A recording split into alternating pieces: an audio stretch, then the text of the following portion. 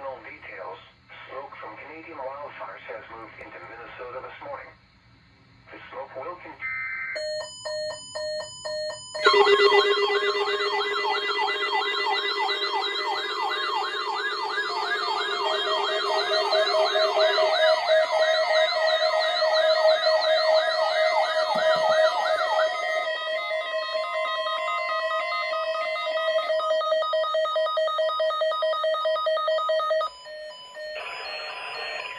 The National Weather Service in Chanhassen, Minnesota has just activated the warning alarm on 13 weather radio stations across central and southern Minnesota and west central Wisconsin.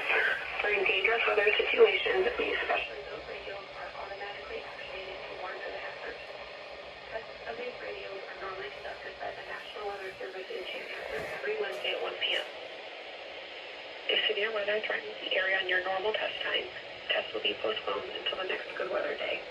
The warning alarm will be activated for selective watches, warnings, and statements affecting Wisconsin. This concludes the test of the warning system. We now return to normal programming.